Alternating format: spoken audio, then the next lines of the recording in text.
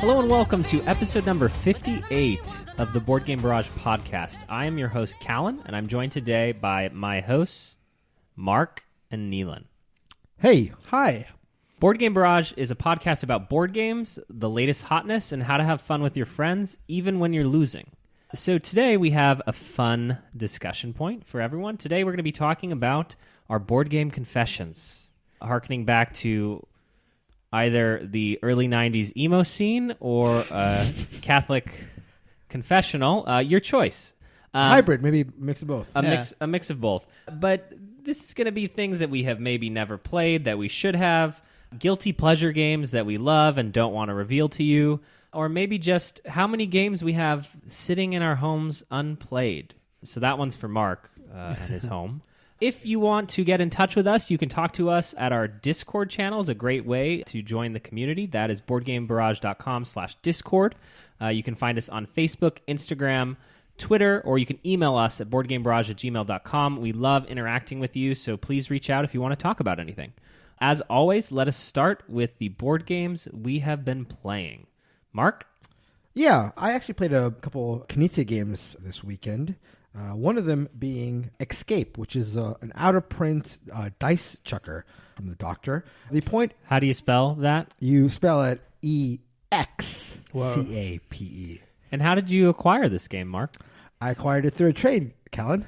What sucker gave that game up? I know, an out-of-print game for like basically nothing. What was the next question, Callan? Is it good? No, I don't think that was the question. I think the question was, from whom did I dupe out of this copy of Escape? And the dupee was Kellen in the last math trade. So just know that my duping knows no bounds. I'll even dupe a co-host. Anyhow, Escape is a dice roller where you're trying to... It's a race. So you're trying to get to the end of the track. There's 20 spots on the track. And what you're doing is you're rolling a pair of dice. The dice are not traditionally numbered. One of them has, like, I think 1, 2, 3, 4, 7, and an X. And the other one has 1, 2, 3, 5, 6, and an X. I think that's what it is. So you roll your dice, and what the dice represent is your number. The higher the two dice indicate the tens value, and the lower indicates a 1. So if you roll a 7 and a 1, you've rolled a 71. At any time, you can re-roll the dice. You have to re-roll both of them. On your first roll, if you roll an X, that X counts as 0. So if you roll a 1 and an X, your number is 10. If you roll a double X, that's infinity. That's like the highest number you can roll. That's the ideal roll. But on any subsequent reroll, if you roll an X, be it 1X or 2Xs, that is a bust. And in fact, you go back on the track. So it's a push your luck mechanic in that respect. What you do is when you're satisfied with your number, you put it on this little central board on the track. And there's 6 spaces. They're numbered 5 through 0. And the idea of the game is if your dice remain on the track when it comes back around to your turn, you remove the dice and you move as many spaces as were assigned to that rung on the ladder. So if you put your dice on the highest rung, which is the 5 rung, if they survive coming all the way around to you, you pick up the dice and you move your marker 5 spaces. Now, the way that the dice get removed, however, is that if anybody else rolls and elects to keep dice that are higher or equal to your dice, they can place it on a lower rung and boot anybody above them off. Okay? So say I roll a 62, and I feel like that's a pretty high number, because it is, and I put it on the highest rung, thinking, okay, I hope it survives to me, because then I'll get 5 movement spots. But then Kellen rolls a 71, and he puts it on the 3 spot. Well, now any dice above his that are equal to or lower than that number get removed. And in this case, my dice would be removed. So if you roll a high number, obviously the inclination is I'm going to put them high on this because I want to try to maximize my return for rolling a high number. However, you're also making yourself a target for getting bumped. Because, if you roll a high number and you put it on the 3rd rung, well, then if somebody else coming after you rolls a higher number, they may want a rung above yours, which will not affect your dice. And so you sacrifice a little bit of movement, but you make yourself less of a target. I played this a while back and traded it away because it was sort of like lackluster in that initial play. But this play, we had a bunch of table talk, we had a bunch of threats, and a lot of encouragement to like have people play suboptimally in order to knock people off the rung. And it made for a fantastic game. In fact, we played it twice in a row. It's a little hard to find. It's out of print, but it's a really fun dice chucker race sort of thing. In that respect, it's like very shallow where the appeal comes from, because everybody likes a race, everybody likes chucking dice. So you've been talking for a while now, right? But I'd like to present Exhibit A, if you'll let me. Okay. Deep Sea Adventure, Can't Stop, Diamant, Celestia. Right, okay. Push your luck games. Why right. do we need Excape? The thing about Excape is that the choice of where you're going to put your dice on the rung is an interesting one that I don't think you see in other push your luck games, because you're pushing your luck in a way that you're sort of putting the onus in a way on your opponents. You're not really pushing your luck against the game. You are in a way, because that's how the game is framed, but you're sort of daring your opponents to knock you off. It's almost like a call my bluff kind of thing, where it's like, I'm going to try to do this thing, and then you can come at me. Right, like I rolled a 71. I'm going to put it on the fourth rung. You rolled a 72. Do you really want to put it on the third rung and hurt yourself? Right. Just to boot me off? Or are you going to try to take the juicy top 5 spot because you rolled a good number? You know? And I can't remember the other games you mentioned, but, well, I guess Deep Sea Adventure. But Deep Sea Adventure is a much more deliberate game than Escape. Escape is a lot of dice rolling. There's obviously dice rolling in Deep Sea Adventure, but it's a single roll. There's no re-rolling in that game.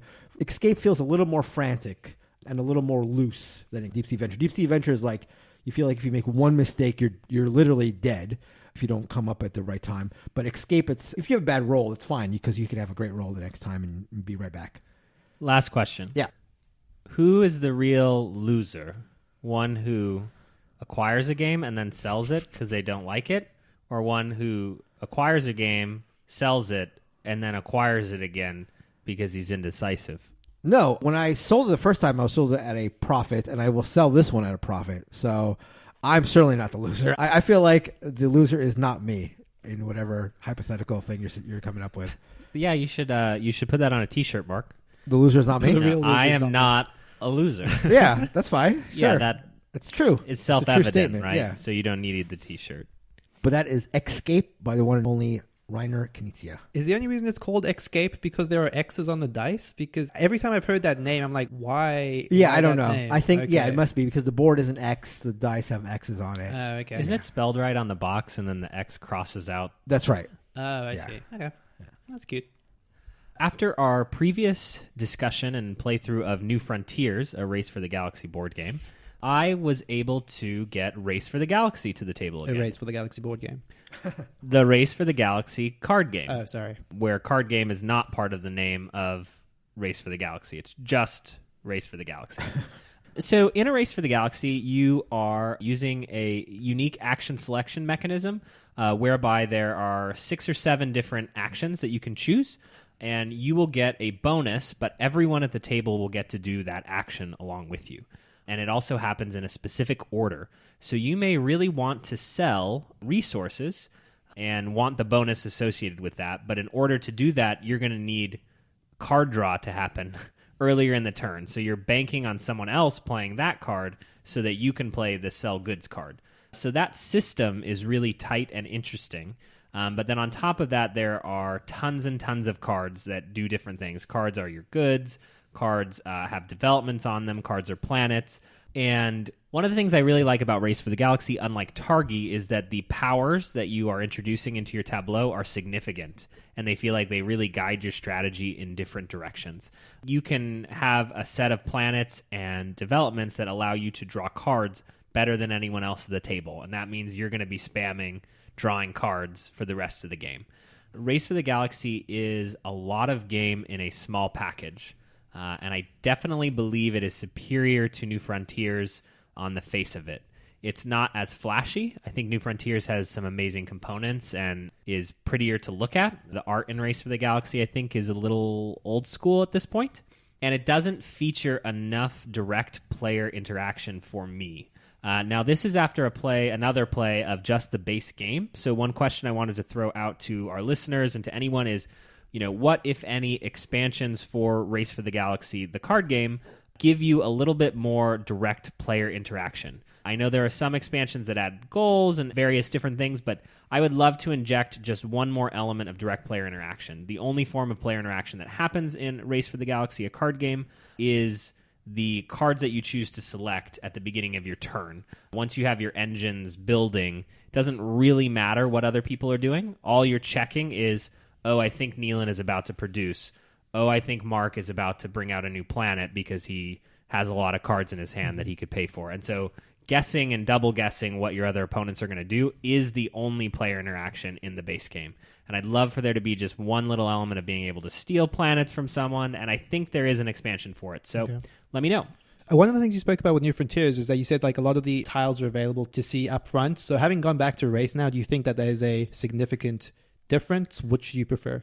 So for me, having less rules overhead or having less to look at the beginning of the game is always preferred to me. Okay. But it introduces a little bit more card screw. Yeah, and that's the thing, because that's the thing I remember about Race was that idea that you were fishing for cards occasionally. And I was playing with 2 new players, so we actually used the starting hands, which give you your starting hand. Okay. And so each player has a set of cards that at least get them kicked off in the right direction. But I feel like once you have experienced players, it kind of feels like it would have an innovation effect, which is even if your engine isn't getting started, once you're familiar enough with what's going on, you kind of know where to kick. You kind of know what lever you need to like really get after in order to start things up. And then it becomes more of a story. Like, remember that game when I didn't get any planets that produce, but I still somehow, beat you by 1 point or barely lost. And then the story kind of kicks in. So Race for the Galaxy is a really, really good game. It's a very inexpensive game if you're looking for a card tableau builder, and it's good. So that is Race for the Galaxy. If you're interested, you should definitely check it out. It's a good one. I continue to be surprised by the fact that I haven't played this yet. It seems a game that's like totally up my alley, and I had one bad experience with it, and that completely threw me off of it. It's so cheap, and it takes so short to play that I should give it another go. I just haven't. I remember like the iconography being a little bit confusing and just frustrating. Like, do you think that could be substantially improved? Or do you think it works? We've had this discussion about innovation, for example, where it's as good as it needs to be for readability. Yeah, I think the iconography in Race for the Galaxy is good. Okay. And that's probably a hot take. But, one of the things with UI for me is that the reason that we understand what a Wi-Fi icon looks like is because we've seen 100 of them on every phone ever. Right. And so what Race for the Galaxy is communicating, once you understand the system, it makes looking at new cards quite easy. Okay. And then any card that it deems too complicated, it actually on the card has text that expounds on the iconography. Okay. So there's a system whereby a planet could be a windfall planet, which means it starts with a good, or it could be a planet that produces that element. And so either it's got a colored ring around it or it's filled in with that color. And truly, 2 new gamers who are pretty well experienced gamers, but my siblings played this and they looked at the reference sheet and we're like, no, we're not playing this because it's double-sided and it's quite large. Yeah. And we got through the whole game teaching it included in less than an hour. Right. And they did not think that was going to be possible when they first picked up their cards. Okay. But each card literally has all the phases of the game and it tells you when the thing goes off. Right. It's quite hard to say for like how much information it's conveying. That's the one thing I remember about it. Yeah. So I enjoyed it. Okay. I played another game this weekend. This was by another doctor, the one and only Dr. Finn. I played Biblios Dice. This is, I can tell, this is going straight to the top of your list. This is, well, let me talk about it first, and then we'll see. Biblios Dice shares, I guess, one aspect with Biblios, that being there are some dice that you don't roll. So thank goodness for that. We share some of the lineage. But there are dice to roll because this is Biblios Dice. So what you're doing in Biblios Dice is there's actually a handful of dice. I forget how much. I think actually there's 10 dice that you're rolling. You roll 10 dice. A number of them have different colors on each side, representing, I don't know, different aspects of monkdom. There's like a black is like ink and yellow is like a quill. So different aspects in manuscript creation. So again, very immersive theme. And there's another dice that has amount of gold on it, and there's another dice that will allow you to adjust the non-rolled dice. I should say that these non-rolled dice are each on the top of a different track. And what you're doing is the start player is rolling all these dice and is selecting all of one color that it comes up. So say there are 3 red dice that come up. You can choose to take all 3 red dice and move 3 up the red track. Or you can elect to take the gold and just take the gold. Or you can elect to take the dice manipulation and manipulate the value of the dice as you do in Biblios, the card game.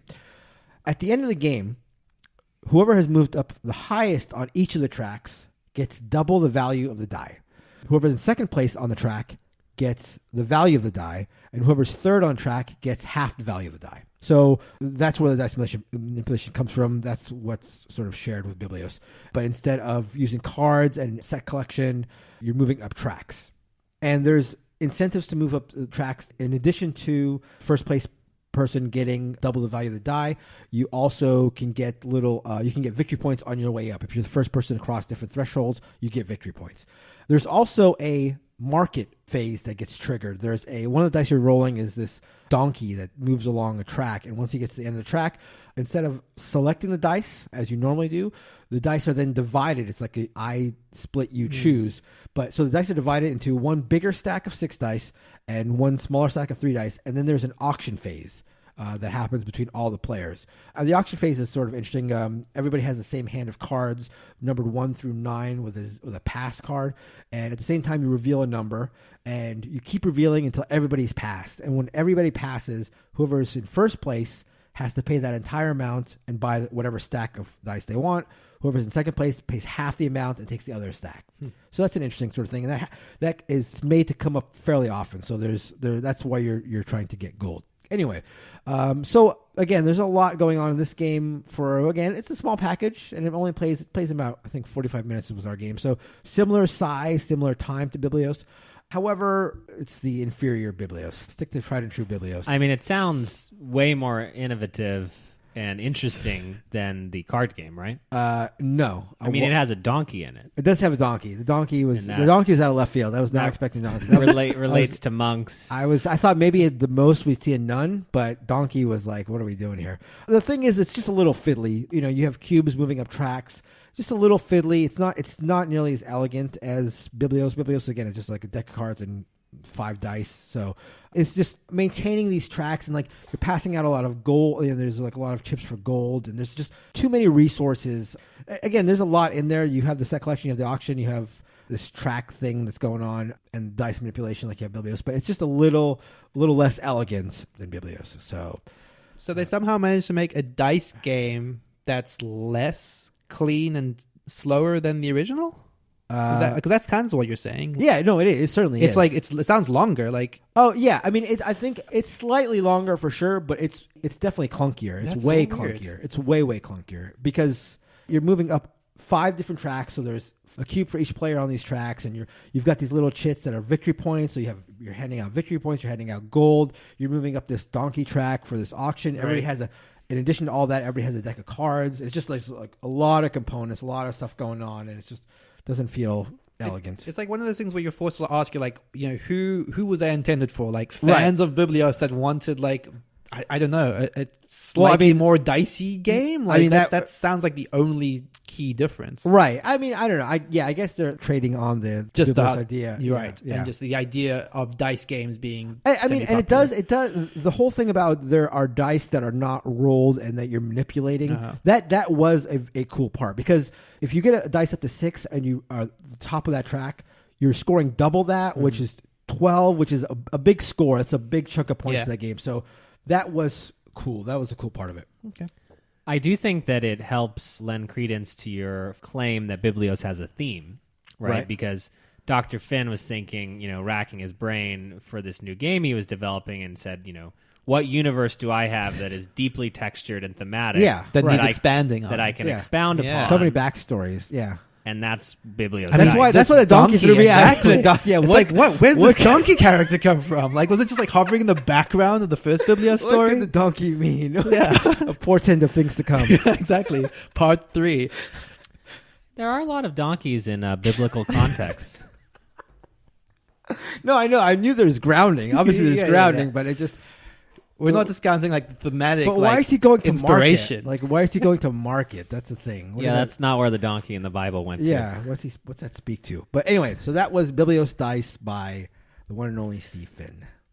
Well, before we jump into our featured topic for the week, one thing we like to do is read reviews that you guys leave us on iTunes, on Facebook, or wherever else you can review us.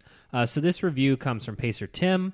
I do want to note that this is a 5-star review because some of the content doesn't seem like it might be a 5-star review, but the title is Great Chemistry and Format. I love how much these guys cover in a fairly short amount of time each week.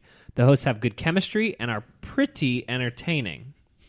Qualified. There's one word there that we might debate. It could have been pretty entertaining. Pretty entertaining. Yeah, that's right. A little too much interest in party games, in my opinion, but they cover plenty of good stuff also. Well, all I will say to you, Pacer Tim, is that you are not invited to our next party. I will say that Pacer... Is it Pacer Tim? Pacer Tim. So he's from Indiana. I will say that he is invited to our party because he gives a 5-star review. So Pacer Tim... That's fine. 5 stars and then say whatever the hell you want, is my opinion. All right, so let's move right along into our featured topic this week, which is board game confessionals. Board game confessions. Shh. Confessionals.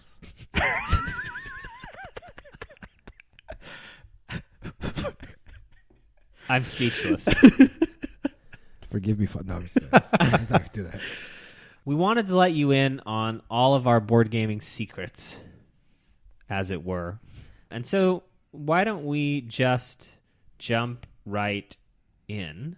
Let us start with board games that we have never played but probably should have. Neelan, why don't you give us one? Off the top of my head, Pandemic Legacy Season 1. I have this in shrink wrap. It sits on my shelf. I've had it for about 2 years now. I feel especially bad. It was actually a Christmas gift for my brother. I'm really sorry, Jason. But I haven't played this in all the years I've owned it. I really want to. It's the number 1 rated game on BGG. Mark loves it. Has been raved. Oh, yeah, it's number 2 now. Kellen has just gestured to me. Well, I've been wildly gesturing because you didn't start with "Forgive me, Callan, for I have sinned." Right. But this is a game I should have played. I don't really have a good excuse. It's one of those games it feels like a commitment to start it. Like, I think we've all started campaign games that we don't necessarily follow through on. It's my second confession. We didn't finish Charterstone, but that's beside the point. But yeah, I should play this. I want to find the time for this. It absolutely deserves it from everything I've heard. There's season 2 already. There's probably season 3 coming sometime soon. I need to get in on the Pandemic Legacy train, and yeah, it's definitely worth it, I think. And it's you're playing a maximum of 24 games. More likely, way less than that. Right. More likely, and also, the thing is, a game of Pandemic is not crazy right. long, right? And yeah. that was the thing. I mean, I think we mentioned Charterstone. Like, we all felt like those games were taking too long for like how light it was, but you could probably breeze through like 2 or 3 games a night of Pandemic Legacy if you were putting your mind to it. Sure, right? Yeah. 2 for sure. So yeah, I don't really have any good reasons for not having played this. That's my first one. My confessional in terms of games that I have not played that I probably should have. One of them is Race for the Galaxy. I have not played that and want to. Wow, you didn't speak up when we were covering I'm holding that it earlier. for the bit. I'm holding it for the whole thing. Why am I? Not going to burn it early. Come on, this is how broadcasting works, Alan. But another one is Eclipse. This is actually a game that I owned at one point and lent to Neelan, who I think played at that point. I not only played it, I opened it, Yeah. found it was still punched, Right. unpunched your game for Right. you, That's right. played it, and then I gave it back to you. Yeah, and now I regret not playing it. The reason I didn't play it is that I was waiting for the second edition to come out, which I haven't backed. So I don't know what that means. But It means you're happy just let me back it so you can play it. right, later? yeah. Or and then maybe I'll trade it. I'll trade you for Trade it. my- Yes, exactly. Yeah, I'll do Yeah. both of you guys. I think I'll like it. I like the idea of a Euro E4X. Sounds interesting. A lot of the reviews that I've seen about it seem like it might be a game that's right up my alley. Another reason, actually, come to think of it, that I didn't play it, and it sort of goes hand in hand with the second edition coming out, is I heard it might have been like broken in some ways, like something about the missiles or something. Yeah, there are conflicting thoughts about that. I feel like your first impression of missiles is that they're quite broken, and then you have the veterans. They'll be like, no, there are easy counters to this. You just have to learn them. That sort of all went in together to make me think that I should just wait for the second edition. But it is a game that I regret not playing it. It seems like we have a pronunciation fight here. Wait, what? Say that word again. What word? Eclipse? Eclipse. Guys. I'm so confused. The broken strategy. The broken strategy. The missile strategy. Yeah. Say it again. Yeah. Missile? Yeah, you're saying the wrong way. I'm saying the right way. Missile, of course. Callan, who do you back in this argument? I mean, I'm an American citizen. Full-blooded American here, bro. Yeah. The hell is a missile? It's weird. It's like almost like we invented the language and you guys just butchered it or something. I say we like I'm English, but I'll claim it. All right, moving on. My first game that I wanted to confess to having never played is the ever-popular Terraforming Mars. Not only have I never played Terraforming Mars, but I really don't want to. I probably should play this game just to understand the context in which other people talk about it, but everything I've read, everything I've heard is bloated mess, way too long, horrible art, horrible components, and yet somehow it's just so good. You know what's funny though? What strikes me is I think you won't like it in the end, but there is something about because it's got this crazy stack of cards and it's like all card driven or mostly card driven. Some of the cards are sort of swingy though. I mean, it's not all incremental, so I think there's that part of it. That a little bit, that whole innovation, big swing flair, but it's probably not enough to save it for you, I don't think. And the amount of expansions they keep introducing is just, it's like Transformers 12 at this point for me, with Terraforming Mars. That is the first game on my board game Confessional. I could probably say the exact same thing about Terraforming Mars because it's a game I feel like I should have played, but I have this weird position now where I almost feel like I don't want to, and I can't justify why exactly, except for the fact that Mark has told us that he wasn't a huge fan of it. Right. And I trust Mark. Yeah. Don't tell him. All right, so we're going to bounce around here, so we may get back to some games that we have never played before, but I wanted to do another one, which you guys might have to do some research while we're sitting here, but how many board games have you backed on Kickstarter, and are you sorry for it? Oh, we already did. We actually had no. We had found it in the Discord. We had a chat on Discord just so about this very thing. Right now. Oh. If you would pay attention to the Discord, I wasn't invited, bro. You were invited to the public Discord. I went in and I have backed successful Kickstarters. I have backed 40 of them, and I have one that is still ongoing right now. So that would be 41 when this one funds, which is entirely too many, probably by 20 games. One of the things that I do not understand in this hobby is people will go on Facebook and say, I'm looking for a Euro game to back on Kickstarter. That's crazy. Right. And I'm like, that is ridiculous. What I've are never you talking? seen that. I saw but it that today. is bonkers. That's nuts. What are you? Oh my god, that annoys me. I've never heard of that. I'm super annoyed. My number is at 33 total games backed in Kickstarter. A large chunk of these are actually yet to be fulfilled, and I don't really know why, because I've been trailing off on Kickstarter a little bit, but for whatever reason, a lot of these are maybe behind in production. Eclipse, Second Dawn is on there, Detective City of Angels, Warpgate. But regardless, I also at some point, someone had asked me what my success rate I thought in Kickstarter was, and it seems like of the games that I've backed, about just under 50% of them are games I actually ended up keeping, which is pretty bad for the most part, but also not as bad as I expected to be. Because when I sort of think about it anecdotally, I always assume that I keep like 10% of the games I kickstart. But yeah, that's not terrible. I have backed 10 games on Kickstarter. Of those, I would say that, well, I don't know how to measure success, but games that I regret backing, I would say, well, two of them. Two of them I regret backing. A couple I don't have anymore, but I traded for equal or greater value. But in terms of ones I regret, I wouldn't do again, are two. All right, so since we're already here talking about Kickstarter games and regret, why don't we all confess to the worst game that we backed on Kickstarter, or perhaps the game that you most regret backing? It's an easy one for me. It's the Seventh Continent, because I went hard on Seventh Continent. I sort of got that 2-wave expansion, right. Every expansion type thing. We're talking about like over $100, maybe close to $200 on it, which is ridiculous in and of itself. I thought I was going to love this based on everything. I sort of, thought quite hard about whether this was something that was going to be worth putting that much money into, and I read enough to think that it was going to be. And it wasn't. I'm eagerly waiting for my second wave to arrive so I can get rid of all of it. My biggest regret is the first game I kickstarted, actually, a game called Statecraft.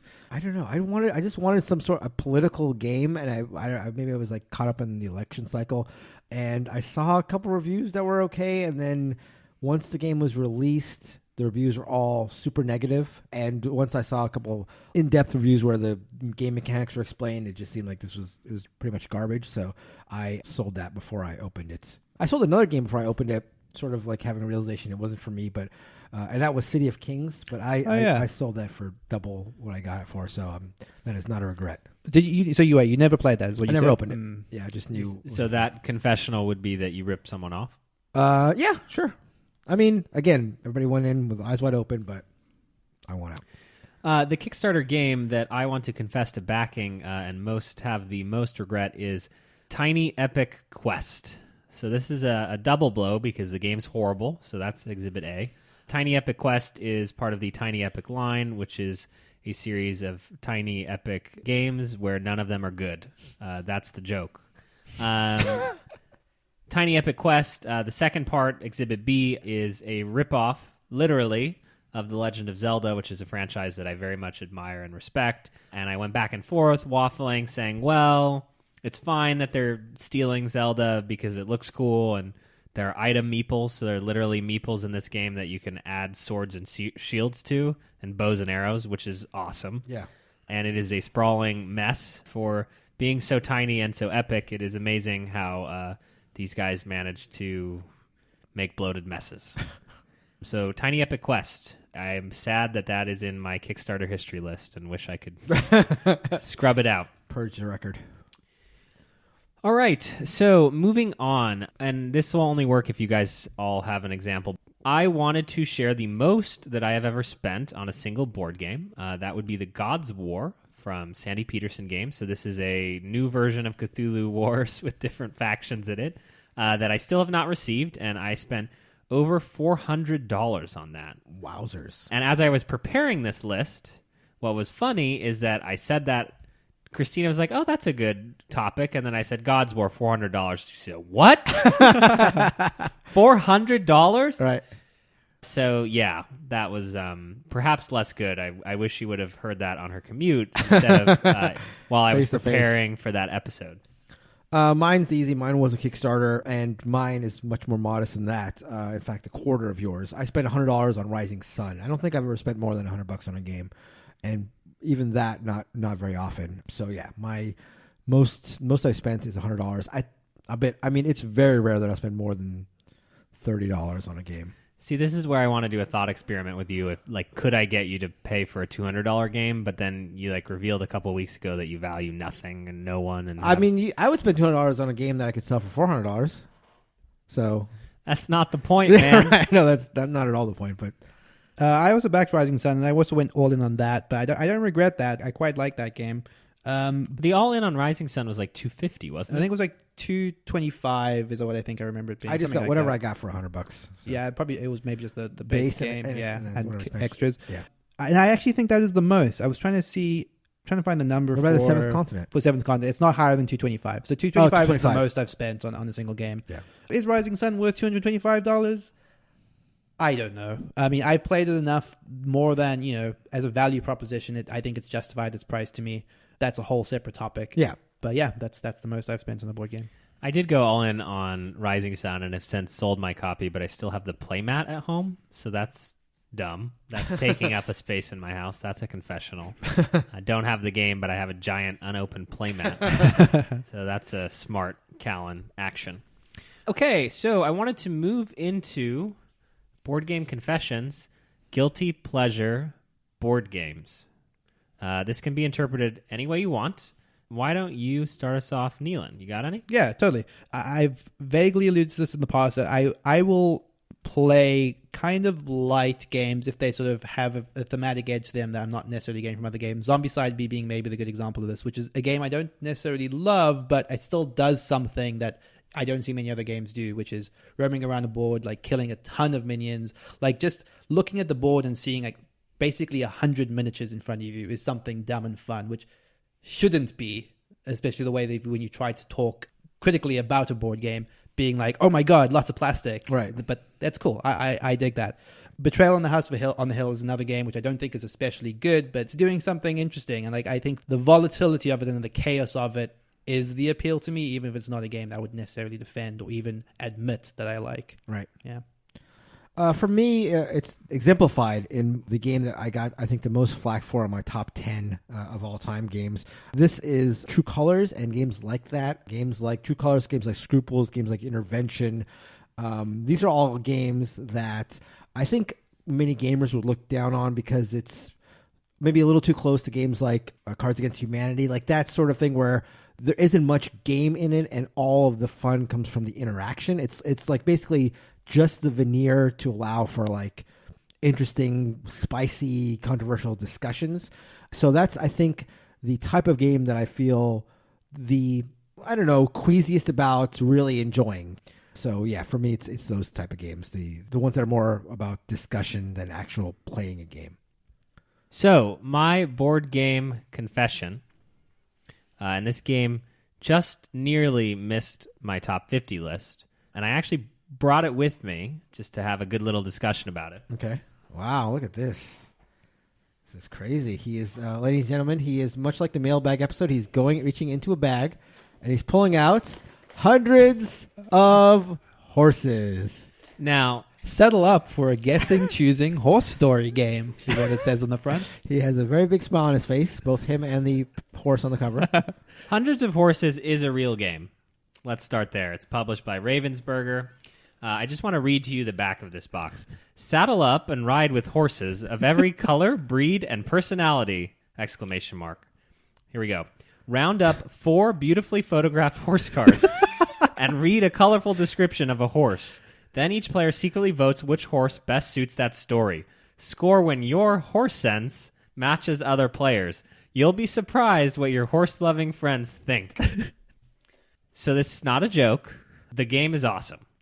There is a deck of like 100 horse cards with literally photographs. Beautifully photographed. Of horses. Yeah. And then it'll be like, which horse is the most jittery? Which is absurd because none of the pictures they're not in motion. Right. They're still photographs. And then you're trying to link up with another player at the table and have the same horse sense as them, in which case you score a point. So everyone will vote, and then everyone will immediately start screaming and saying, that horse is more elegant than this horse. How could you think that? Then there are things like which horse would have the fastest reflexes. Then there's stories, and then there's ways for you to acquire the horses, so they go into your little tableau. Stable, please. Thank you. This is real good, guys. And if you thought that Crazy Words was our best party game edition that you got from us, you were right, but you need to look into Hundreds of Horses. Like, listen to this. There's a lot. In fact, there's hundreds. I actually don't know if there are hundreds. It's at least there better be hundreds of horses. Let's find out. I'm opening the box. Honestly, if there are not at least 100 horses, that is ridiculous. Oh, there's a glossary on the back of horse terms. Oh, a horse glossary. That's helpful. Hackamore, a type of bridle that uses a noseband or a slip noose. Thank God we know that. I actually don't know if there are 100 horses because it doesn't tell you how many cards There's not there are. even 100 horses? Oh, but you can take a horse home, Mark, so you wouldn't be able to do that. Well, I think a horse could live in a gym. Bessie loves being a mother. She diligently cleans, feeds, and protects her foals. So what we'll do on our Discord and on the Instagram and Twitter this week is we'll put up 4 photographs of the horses, and then we'll all see if our horse sense collectively is in sync, because I know mine is with Mark. Usually, there are 100 horse photo cards. Thank God. Ooh. But it's not hundreds, but at least 100 of horses. So this is a game. Hundreds of Horses. My guilty pleasure. But we have all played this, right? Well, Have you played it, Mark? I have played it. Yeah, But wait, there are 100 horse photo cards, but there are horses on both sides. So there are 200 horses. 200 horses. So there are hundreds narrowly of horses. hundreds of horses. The least number of horses to satisfy the title condition. Okay, unless people think I'm entirely joking, right? Let's rein it in. Yeah. This is fun. I love it. Good Nice. time. Yeah, right. This is fun. It is fun. I fact, we all played this. Yeah, we have played it, yes. Weirdly fun. No alcohol. No but, alcohol. Like, still fun. Right. Yeah. Hundreds of horses. Right. Cool. Here's a funny anecdote that is a confession. I've never finished a game of Through the Ages, even though I rip on Neelan constantly. That's... I got about 2/3 of the way through and realized I'd seen and done everything that I wanted to do. Yeah, I don't think Through the Ages necessarily is going to blow your mind in the final third of it or anything like that. But yeah, that does feel unfair. Yep. One little quick confession for me. Do you remember the best game of Gen Con last year? Kill Team? The number one Warhammer 40,000 game. right. That I was going to play those, get those miniatures, assemble them, paint them up. I remember when it came in and you were... Oh, so excited. Yeah, totally. Yeah. I built that squad and never played it. So that's all I have to say about Kill Team. Well, you're lying to the public, dude. Wait, which part? That was like... I was excited about it. I was genuinely excited about it. There was a universe where I played Kill Team and it's rad, and I would defend that opinion. But it is not this one. Cool.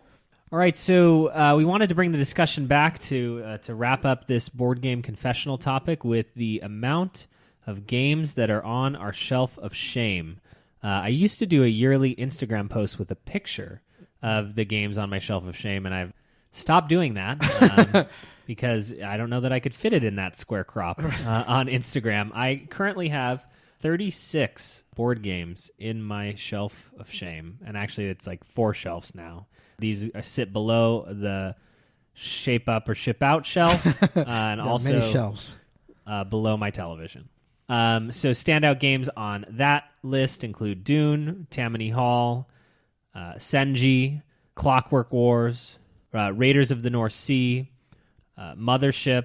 There's just a lot of great games that I don't know that they're great. I hope they're great because they're sitting on my shelf. Mm-hmm.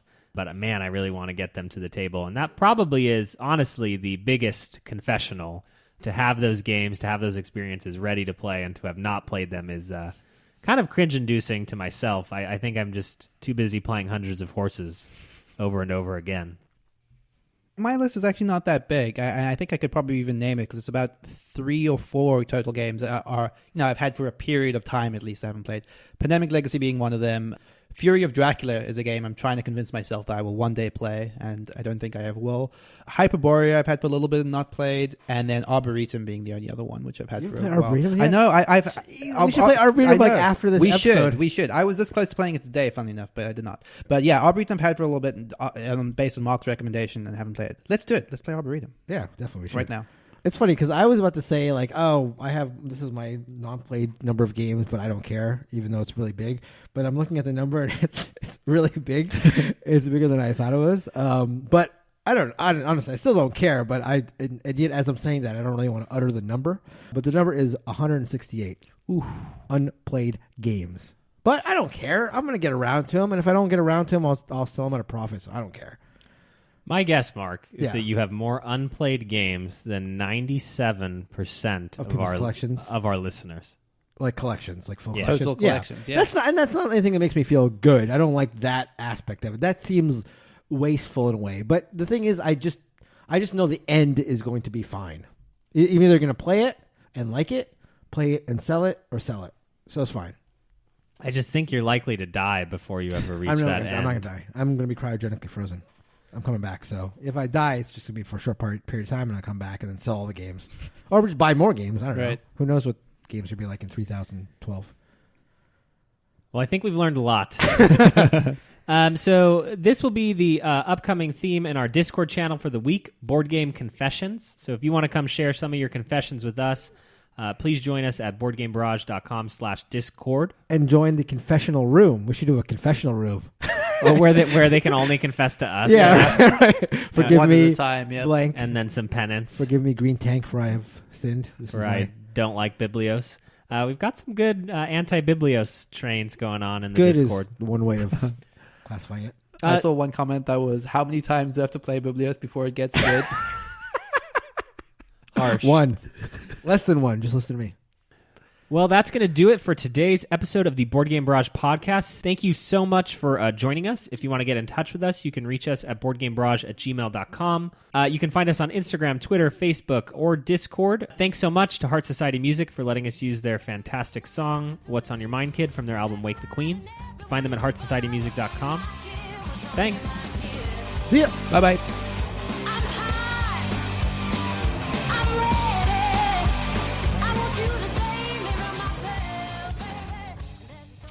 We on? I'm always on. Are you? Oh, yeah. Oh, yeah. Don't you worry about me my onness. I am on. Well, I mean, what's that like? Don't you have to go to a doctor after like it's incredible. 2 or 3 hours? It's an incredible experience. If it lasts longer than, yeah.